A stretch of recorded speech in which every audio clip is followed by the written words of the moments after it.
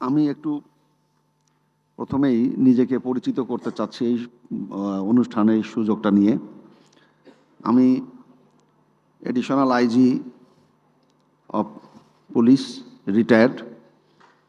খুব সাম্প্রতিক যোগদান করেছি অ্যান্টি কারাপশন ইউনিটে, বিসিবিতে, মাসখানেক হলো। তো দীর্ঘদিন কাজ করেছি। আসলে আপনারা বুঝতে পারছেন, পুলিশের চাকরিতে একটা খোলামেলায় যদি বলি, এই চোর, ছ্যাচোর, ডাকাত, এই সমস্ত মানুষের সাথে উঠা বসা কাজ কাম ছিল আমার।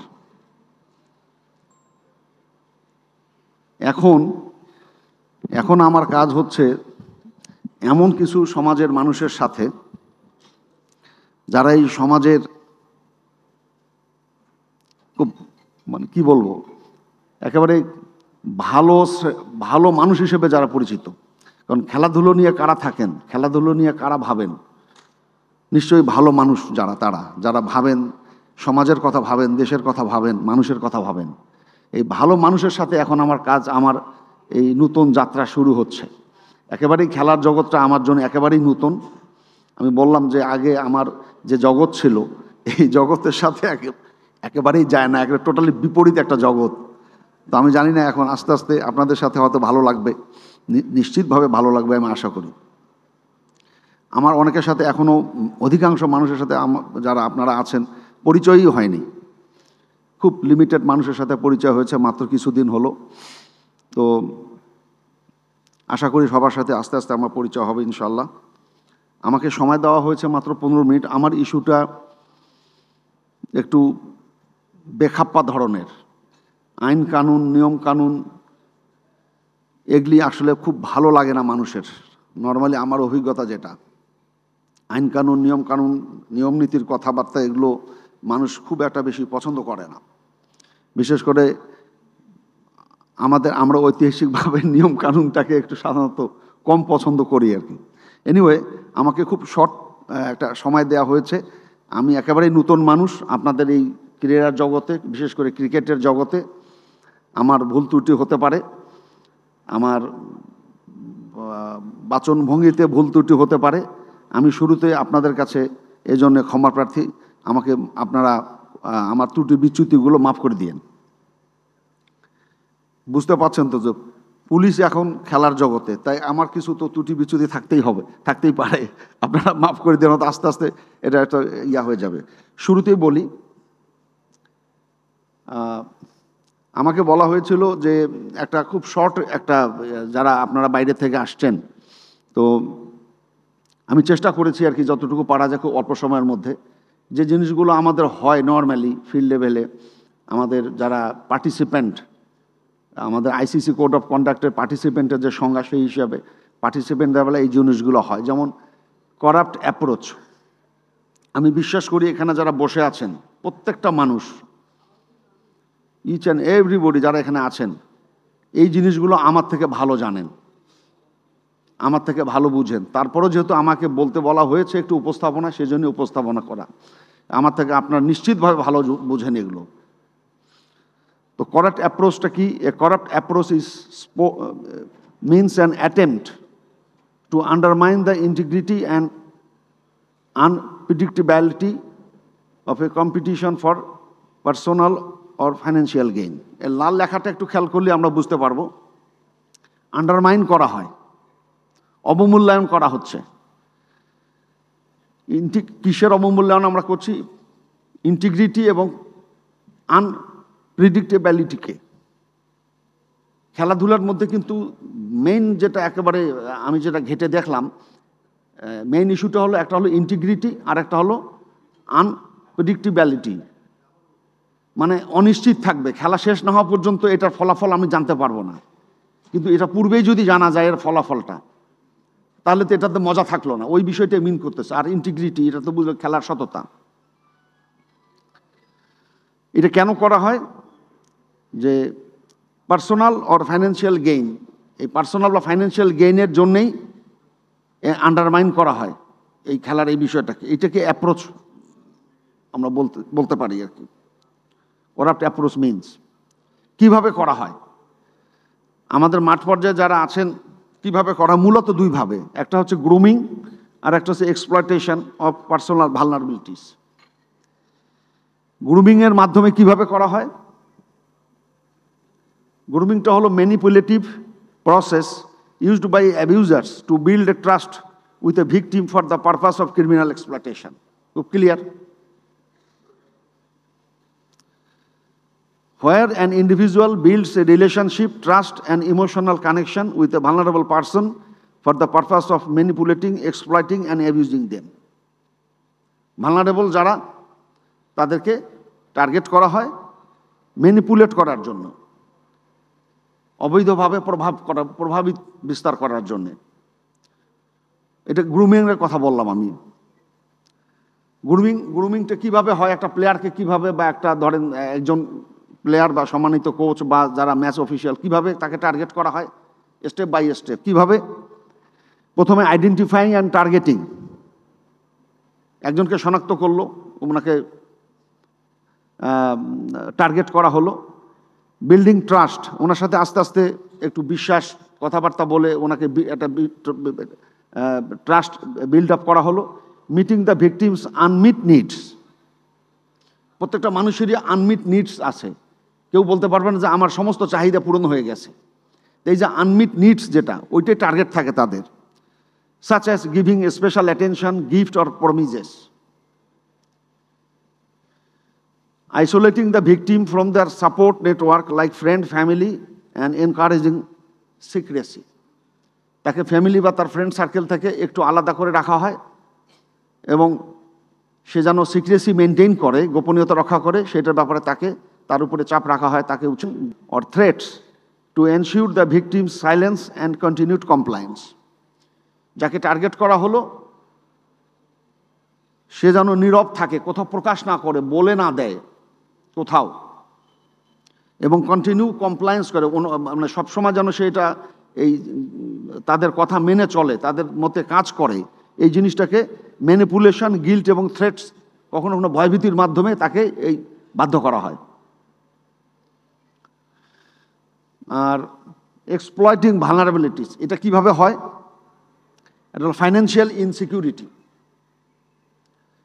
Players with lower tier leagues or those with negligible pay are often more vulnerable to monetary offers.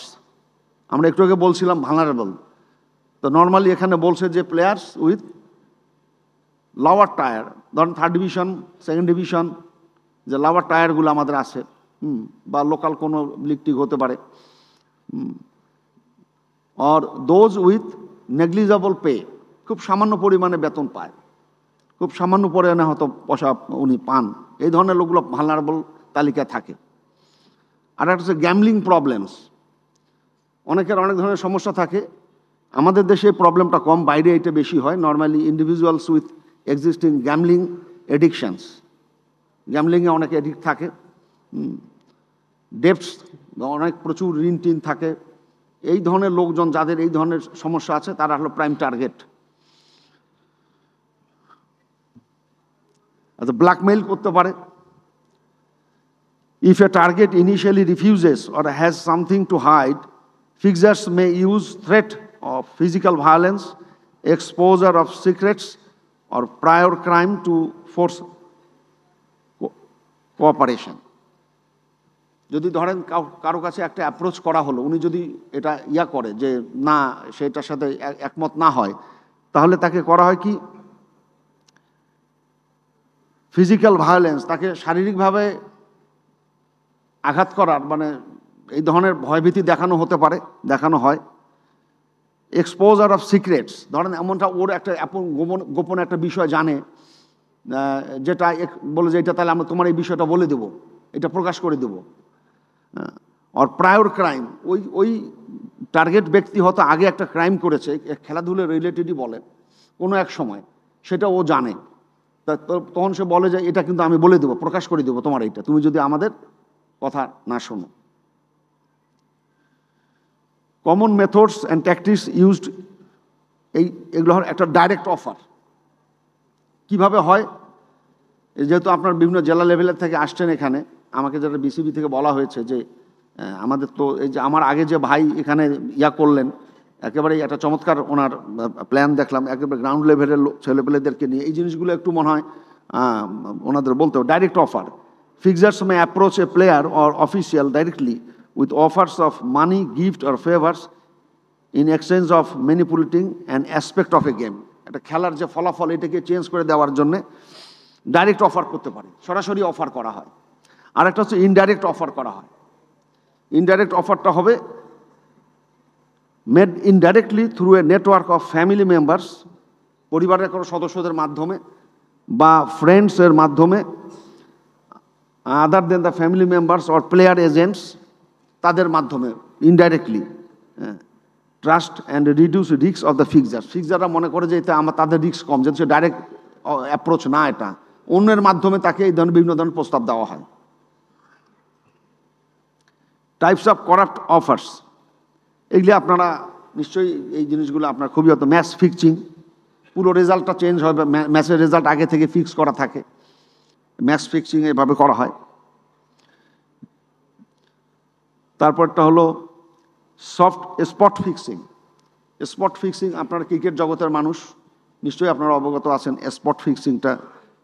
এটা কিভাবে, যেমন involves manipulating specific minor events with match that does not necessarily effect the final outcome. আগেরটা কিন্তু final outcome আগে থেকে জানা থাকে, আর এটা তো ফাইনাল আউটকামটা নট নেসেসারি। যেমন আপনার ধরেন deliberately wide ball, no ball, or pre-arranged time, a batsman underperforming during a specific session of overs, or a fielder dropping a catch. এই যে ইস্যুগুলো, এগুলি হচ্ছে আপনার স্পট ফিক্সিংয়ের বেলায় এগুলো হতে পারে। ইনসাইড ইনফরমেশন,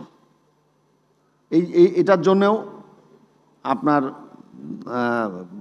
এই অ্যাপ্রোচ হতে পারে। Players or officials may approach to provide confidential information for use in the illegal betting, like team strategy. আপনার দলটা যে বিফোর ম্যাচ আপনার যে দলের একটা স্ট্র্যাটেজি আছে না, সেই দলের strategy, pitch condition, team selection, কার পরে কে খেলবে, এই যে বিষয়গুলো, এই জিনিসগুলো আগে থেকে জানার জন্যে এগুলোর উপরে অনেক কিছু নির্ভর করে। আপনার এগুলোর উপরেই বেটিং হয়, আপনার স্ট্র্যাটেজি আগে থেকে জানার জন্য। এগুলো ইনসাইড ইনফরমেশন বলা হচ্ছে ক্রিকেটের ভাষায়। নন মনিটারি ব্রাইব, এই ধরনের অ্যাপ্রোচ হতে পারে। In some cases the payment might be in the form of a return favour in a future match or career benefits rather than cash. ভবিষ্যৎ এটা এটা এই ধরনের অ্যাপ্রোচে ক্যাশ নর্মালি দেয়া হয় না। ভবিষ্যতের ধরেন আপনার ফিউচার কোনো ভবিষ্যতে আপনি বিভিন্ন ম্যাচে খেলবেন, আপনার ভবিষ্যতে যে আপনার কেরিয়ার, এগুলোর ব্যাপারে আশ্বস্ত করা হয়। এটা সরাসরি ক্যাশ এখানে ব্যবহার করা হয় না। কমন ভালনারেবিলিটিস, নর্মালি যে জিনিসগুলো কমনলি হয়, the financial problems, unpaid salaries, বেতন স্যালারি ঠিক মতো পেমেন্ট হচ্ছে না, পেমেন্ট দেওয়া হয় না, সেটা একটা স্পেসিফিক একটা ম্যাচেই বলেন বা মান্থলি বলেন। সিগনিফিক্যান্ট ডেপ্ট, প্রচুর ঋণ আছে। আর একটা হলো ডিজায়ার ফর ইজি মানি আর প্রাইমারি মোটিভেশন, খুব সহজেই অনেক টাকা আমার দরকার, অনেক টাকা আয় করার একটা মানসিকতা, সহজেই ডিজায়ার ফর ইজি মানি এটাকে বলা হচ্ছে। এই ধরনের যারা বিষয় আছেন এনারা হলো আপনার এই টার্গেট ভালনারেবল পারসন। আসলে কেরিয়ার ইনসিকিউরিটিস, কেরিয়ার ইনসিকিউরিটিটা কি? Players in lower leagues or nearing the end of their careers may be the more susceptible. ওই যে আমি লোয়ার টায়ারে যারা খেলে, হয়তো মনে করে যে আমার তো হয়তো ন্যাশনাল পর্যায়ে যাওয়ার সুযোগ কম, হয়তো কবে যাব বা যাব না, আদৌ যাবো কিনা, এই ধরনের যারা একটা ইয়াতে লাভার টায়ারে খেলে। আর আরেকটা হলো nearing the end of their careers, উনি মনে করছেন যে আমার তো মনে হয় এই বছরই শেষ খেলা, আর সামনের বছর থেকে খেলতে পারবো না, বা আমার প্রায় বয়স হয়েছে, বা অন্য যে কোনো কারণে ওনার ফর্ম পড়ে গেছে, ওনার হয়তো আর উনি ভাবছেন যে ওনার আর মানে একবারে end of the his career. এই ধরনের লোকজনগুলো হলো টার্গেটেড বেশি, এই ধরনের লোকজনকে টার্গেট বেশি করা হয়।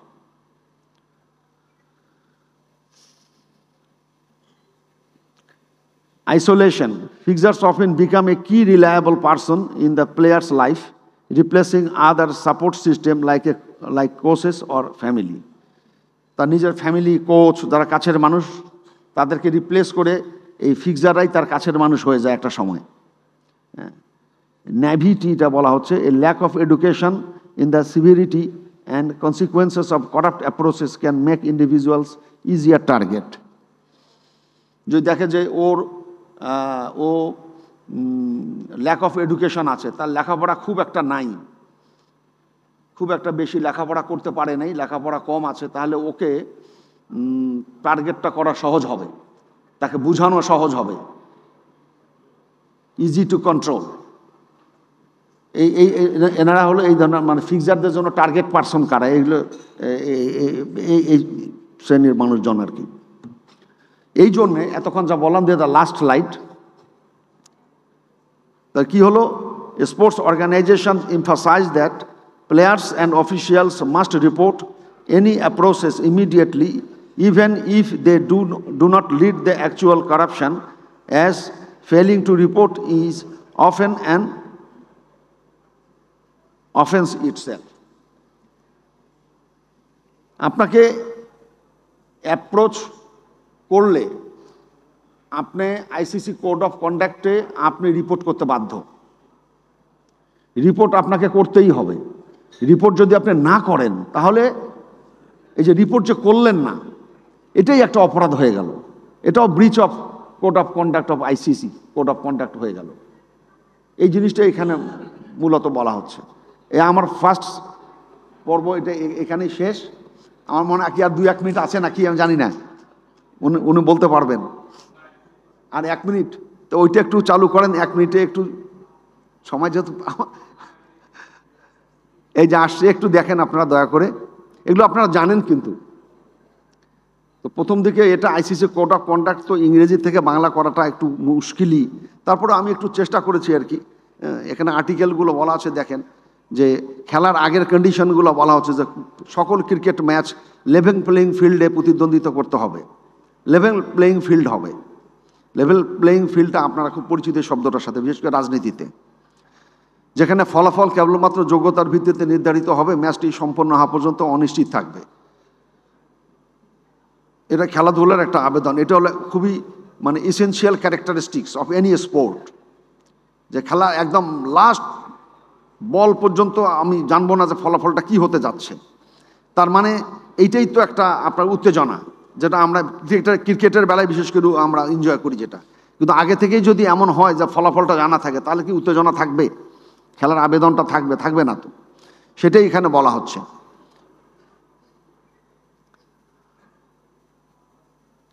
অথেন্টিসিটি অ্যান্ড ইন্টিগ্রিটি, এটা খুবই গুরুত্বপূর্ণ। কেন খেলাধুলা আমরা কেন করছি, কিসের জন্য? এই যে মানুষের যদি আপনার এই খেলাধুলায় যদি সততা এবং এই যে অথেন্টিসিটি অ্যান্ড ইন্টিগ্রিটি, সত্যতা, বাংলায় হলো সত্যতা বলে আর সততা বলে, কাছাকাছি মনে হচ্ছে আর কি। অথেন্টিসিটি অ্যান্ড ইন্টিগ্রিটি, এটা খুবই গুরুত্বপূর্ণ। এই দুটো না থাকলে কোনো খেলা কিন্তু, এটা কোন আর্টিকেল বলা আছে দেখেন, আইসিসি কোড অফ কন্ডাক্টে 1.1.2। এখন যারা প্রবলেম হচ্ছে যে প্রযুক্তির অগ্রগতি এবং ক্রমবর্ধমান জনপ্রিয়তার ফলে ক্রিকেট ম্যাচের বেটিং বা বাজি ধরা, যেটাকে আমরা, এর পরিমাণ উল্লেখযোগ্যভাবে বৃদ্ধি পেয়েছে। এছাড়া ইন্টারনেট এবং ফোন অ্যাকাউন্ট বা যা মানুষকে যে কোনো সময় যে কোনো স্থান থেকে বাজি ধরতে, এমনকি ক্রিকেট ম্যাচ শুরু হবার পরেও দুর্নীতিগ্রস্ত বাজি অনুশীলনের সম্ভাবনা বাড়িয়েছে। এই পসিবিলিটিগুলো বেড়ে গেছে, করাপ্ট বেটিং প্র্যাকটিসেস, এই প্রযুক্তির কারণে। উল্লিখিত কারণে আইসিসি এবং ন্যাশনাল ক্রিকেট ফেডারেশন, আমাদের বিসিবি, তাদের ক্ষমতার মধ্যে ক্রিকেট খেলার সকল দুর্নীতিমূলক কার্যকলাপ, অল করাপ্ট প্র্যাকটিসেস, ম্যাচের ফলাফল বা অন্য কোনো কার্যকলাপ, প্রচেষ্টা বা ম্যাচকে প্রভাবিত করে এরূপ কার্যকলাপ প্রতিরোধ করা এবং জনসাধারণের আস্থার অর্জনে প্রতিশ্রুতিবদ্ধ। এটা আর্টিকেলে 115।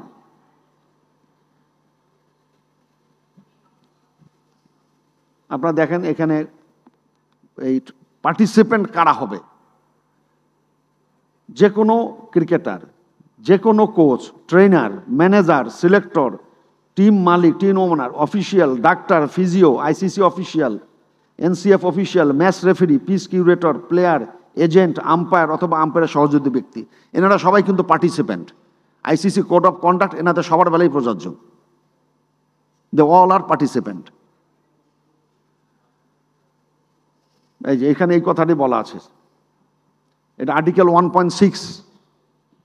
এই অল পার্টিসিপেন্ট যারা কোড অফ কন্ডাক্টের ভিতরে তার আওতায় আছে। ফিক্সিং, যে কোনোভাবে কৌশল করা বা যে কোনোভাবে প্রভাবিত করা, মানে ইনফ্লুয়েন্স ইমপ্রপারলি, ফিক্সিং করার জন্য যে কোনো চুক্তি বা উদ্যোগের সাথে যুক্ত হওয়া, being a party to any agreement or effort, যে কোনোভাবে কৌশল করা, ফন্দি করা বা খেলার ফলাফল, অগ্রগতি, আচরণ প্রভাবিত করা, ইচ্ছাকৃতভাবে নিম্নমানের পারফরমেন্স প্রদর্শন করা, এটা একটা অপরাধ। এটা কোন অপরাধ? আর্টিকেল 211। এই আর্টিকেল 211 মতে এই কাজগুলি অপরাধ।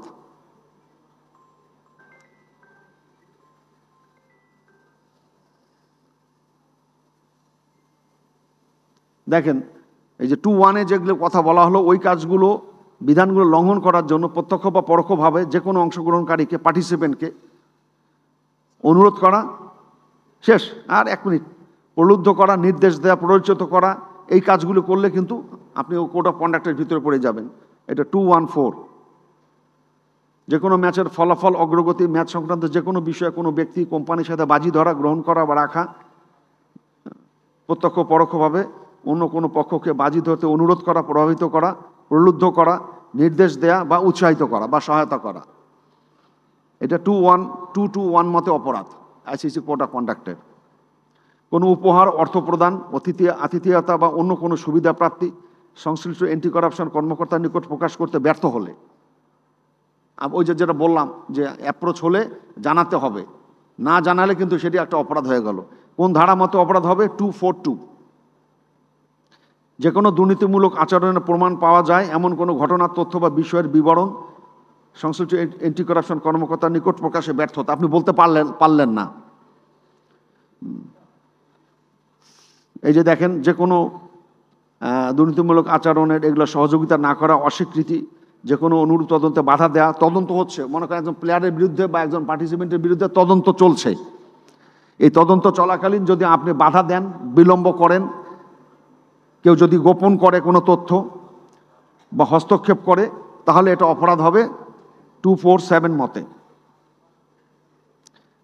একজনকে কল করা হলো যে আপনি আসেন, আপনার একটা সাক্ষ্য নেওয়া হবে, আপনার একটা স্টেটমেন্ট দরকার, কিন্তু উনি আসলেন না, তাহলে কোনো দুর্নীতিমূলক আচরণ সংক্রান্ত তদন্তে সাক্ষ্য প্রদান না করা, উপস্থিত না হওয়া বা সাক্ষ্য প্রদান না করা, এই যে উনি যে আসলেন না, এটা কিন্তু আর্টিকেল 248-এ অপরাধ হলেন। প্রয়োজনে ওই আর্টিকেল অনুসারে তার বিরুদ্ধে চার্জ জানা যাবে। এটা লাস্ট, শেষ। কোনো এক্সক্লুডেড পারসন এর সাথে যুক্ত হওয়া, যার বিষয়ে যুক্ত না হওয়ার জন্য ওয়ার্নিং দেওয়া হয়েছিল। আচ্ছা, এক্সক্লুডেড পারসন এটা নিশ্চয়ই আপনারা হয়তো অবশ্যই আপনারা জানবেন। এটা কে? Is an individual, play oblique official, agent or spectator, এটা দর্শকও হতে পারে কিন্তু, who has been is saved an exclusion order sanctioned by ICC or National Cricket Board. National cricket board বা আইসিসি দ্বারা কোনো ব্যক্তি বা কোনো প্রতিষ্ঠানের স্যাংশন দেওয়া হয়েছিল, এমন কোনো প্রতিষ্ঠান বা কোনো ব্যক্তি, এবং যার সাথে যোগাযোগ না করা বা উঠা বসা না করার জন্য নিষেধ করা হয়েছিল। কিন্তু দেখা গেল যে ওই রকমই একটা প্রতিষ্ঠান বা কোম্পানি বা ব্যক্তির সাথে যদি আপনি উঠা বসা করেন, আপনার সখ্যতা থাকে, আপনার যোগাযোগ থাকে, তাহলে সেটা অপরাধ হবে। তা মোটামুটি আমি চেষ্টা করলাম যে